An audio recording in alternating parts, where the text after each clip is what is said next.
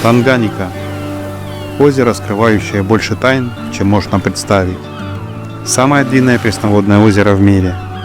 Второе по глубине после Байкала. Настоящее океанское царство посреди континента. Возрастом около 12 миллионов лет. Оно протянулось более чем на 650 километров, омывая берега сразу 4 стран – Танзании, Конго, Бурундии и Замбии. Здесь нет кораллов, но есть собственные хищники. Здесь нет акул, но есть рыбы, которые правят своими территориями с не меньшей жестокостью.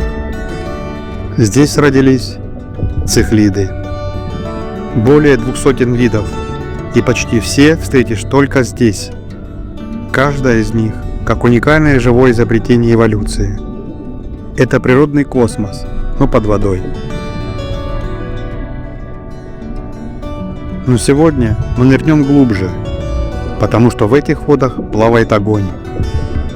Он не обжигает, не пылает, но завораживает так, что забываешь дышать.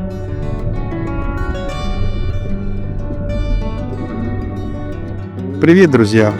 Рад снова видеть вас на канале Любитель Трофеусов, где мы не просто говорим об аквариумистике, мы погружаемся в ее глубины. Если вы здесь впервые, добро пожаловать! Здесь вас ждут настоящие подводные истории, редкие виды рыб и все о содержании самых интересных обитателей африканских озер. Устраивайтесь поудобнее, у нас тут не скучно. А если вы уже бывалый аквариумист и знаете, кто такой Ниломпрологус или кто живет в ракушке, вы в правильном месте. А мои постоянные зрители, вы знаете, мы ныряем не просто в воду, а в мир полный тайн, характера и красоты. Сегодня мы нырнем в Танганьику. Да, не буквально, не пугайтесь. И познакомимся с рыбкой, которая выглядит так, будто сделана из апельсинового сока. Она красивая, капризная и вечно недовольная соседями. Встречайте! Ниломпрологус лилиупи. Апельсиновый хищник или просто огненная тень Танганьики. Вы бы осмелились завести такую красотку у себя в аквариуме? Пишите в комментариях, я читаю все и отвечаю по возможности. Танганьика не просто озеро, это древняя лаборатория эволюции. В ее недрах время словно остановилось. Здесь рыбы научились жить в ракушках, строить дома из песка, охотиться в стае и даже узнавать своих соседей. Все четко распределено.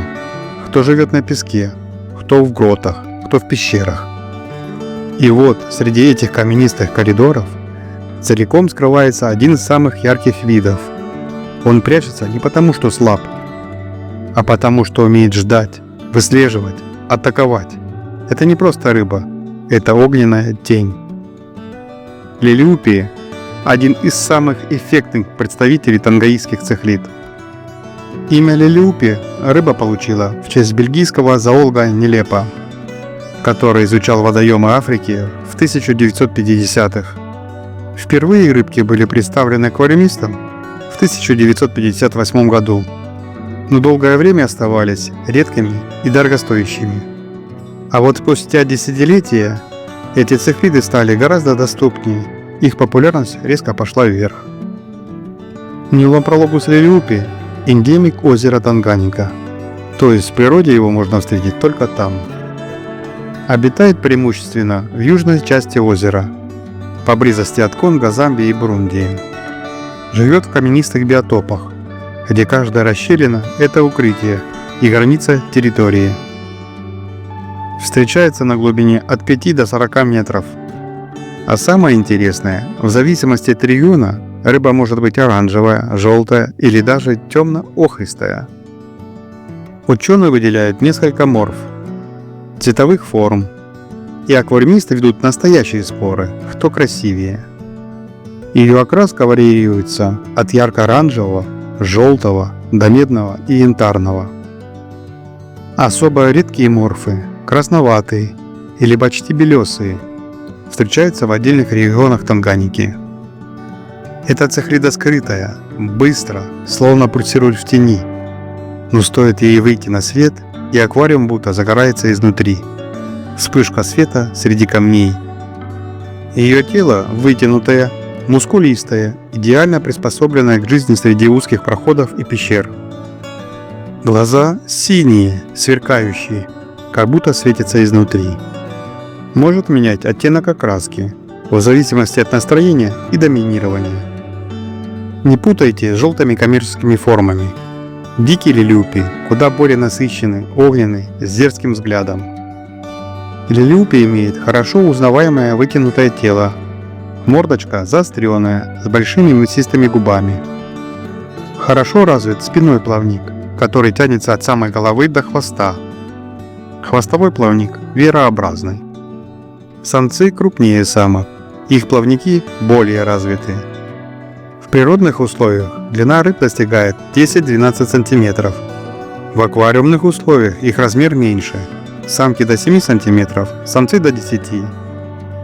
Половой диморфизм практически не выражен.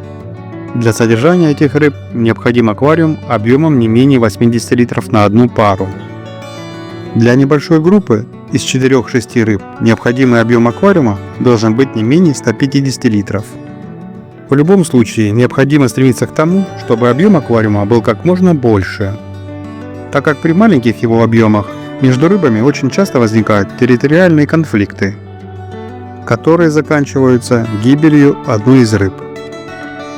Ввиду того, что в природных условиях неомопрологусы живут среди скал, то в аквариуме необходимо создать приближенные условия. В качестве грунта лучше всего подойдет речной песок, а роль декорации будут выполнять конструкции из натуральных камней, образующие естественные укрытия. Также можно использовать керамические гроты и горшки. Рапаны тоже не помешают. Количество укрытий должно обязательно превышать численность рыб в аквариуме. Аквариум обязательно должен быть накрытый крышкой, а не великолепные прыгуны. Лилипи хоть и является территориальной рыбкой, но в большинстве случаев достаточно спокойно относится к другим видам. Лилипи – одиночка с характером. За любимую пещеру может сражаться не на жизнь, а на смерть. Лучшими сожителями станут другие представители озера Танганьика, например, иридохромисы, кальвиусы, компресепсисы. К растениям рыбы в принципе равнодушны, но к некоторым проявляет интерес. Могут полакомиться более нежными, такие как валиснерия или криптокарина, а иногда даже выдергивать их из грунта. Я рекомендую высаживать в аквариум более жесткие растения, такие как анубиас или папоротник. В особенности содержания хочу отметить, что с мидными рыбками, такие как гуппи или малинезия, совмещать нельзя. Также не стоит содержать их с малавийскими цихлидами, группой мбуна. Частая ошибка – держать несколько самцов в тесном пространстве. Молодые особи еще терпимы друг к другу, но с возрастом самцы начинают проявлять свою территориальность. Не создавайте голый аквариум без укрытий. Уважайте ее характер и получите рыбу, за которой интересно наблюдать каждый день. Не забываем, аквариум должен быть оборудован хорошей фильтрацией и аэрацией. Также устанавливаем обогреватель с терморегулятором.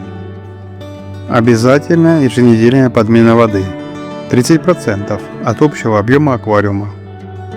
Оптимальные параметры для содержания: температура 25-27, кислотность 7,5-9,0, жесткость от 9 до 20. В природе лилипи охотятся из засады. Он часами может затаиться в гроте, ожидая, пока проплывет добыча.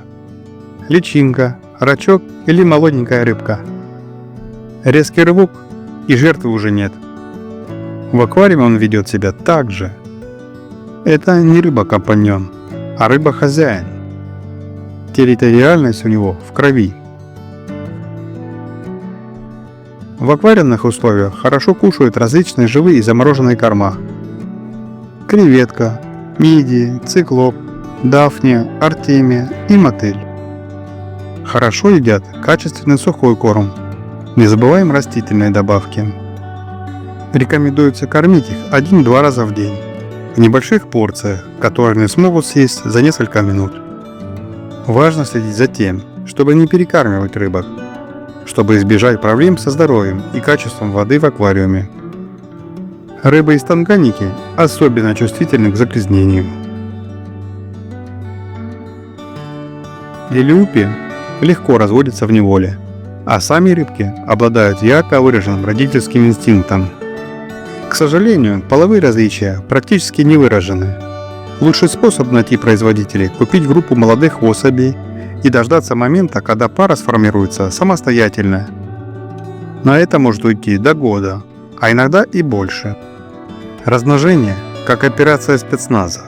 Самка выбирает пещеру, откладывает икру, самец сохраняет подступы. Стоит отметить, что в природе лилиупи встречаются исключительно в период нереста, а в остальное время живут раздельно.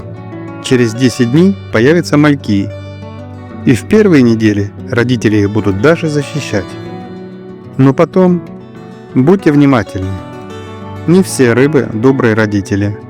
Лучше отсадить производителей, если пара была в нерестовом аквариуме. В общем аквариуме мальки расплываются, и зачастую их остается единицы. Кормить молоть можно науплией, микрочервями, инфузорией.